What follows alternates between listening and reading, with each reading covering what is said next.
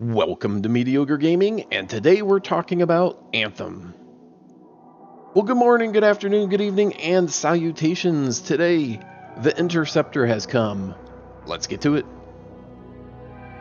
So we finally get some Interceptor gameplay footage from that perspective, and here it is. So, what is it about the Interceptor that has everyone hyped? The Interceptor is a close quarters combat javelin that kind of specializes in speed and then melee attacks. Now you can customize your javelins to spec into whatever that you want to, but the Interceptor is a lighter frame, making it more agile, making it faster, so it doesn't have as much armor. So no matter what you're going to do, it's not going to be as tanky as a Ranger or a Colossus. So when you're customizing, do keep that in mind. So it is closer to being a damage dealer and less of a damage sponge. Now, the developers did say that the melee ability for this particular version is outdated. The melee damage and attacks were overpowered for the Interceptor here, so be aware of that it is not going to be that way when the game releases, because we don't want a situation where you end up with one javelin that is the go-to javelin for everyone. Nor do you want your group of 3 friends to say, well, I want to be the Interceptor. Well, I want to be the Interceptor, because everyone wants to be the most powerful javelin. So they want there to be a more or less level playing field where each javelin has its own niche. And like I said, you can customize your javelin to do certain things better than the standard or vanilla version of the javelin, and partially it'll depend on the drops that you get.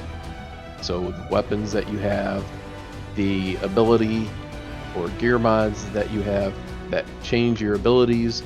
So instead of a frag grenade, you have a frost grenade. Instead of a frost grenade, you have a poison grenade or a lightning grenade or whatever. So you can mix it up depending on what drops you get. And the further along you go, the more options you'll have, and you'll have a deeper loot pool to draw from.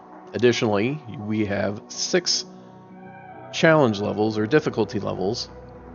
Starting at Lancer and then going to Freelancer and then Master, and then after you max out on your level at level 30, now the developers did mention that level 20 is about 3/4 of the way through the critical path or the main story, which would make the max level around 27. So I think they meant 2/3, but then again, by the time you get to the end, maybe you won't be at 30, maybe you'll only be at 25 or 26. So then you'll have to grind out those last few levels in free play or replaying missions.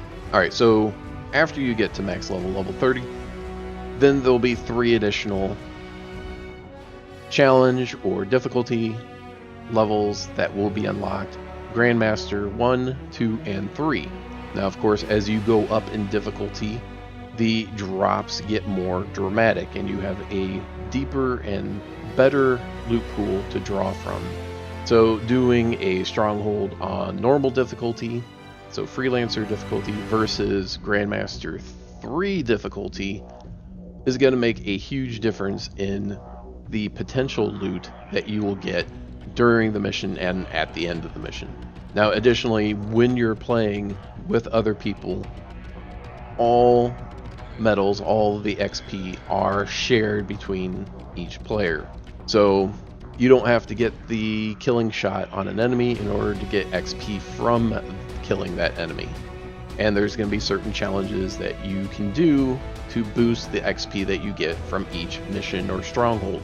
So things like grenade kills or precision kills or ultimate kills or weak spot kills.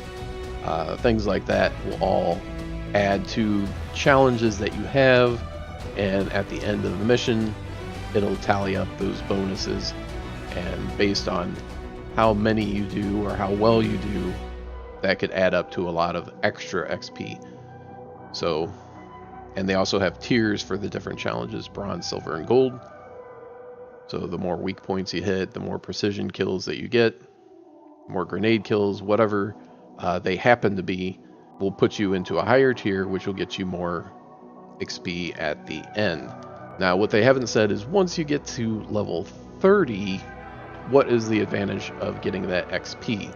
So games like Destiny 2, once you hit max level, you can still get XP, and that counts towards a little bonus every time you fill the bar up.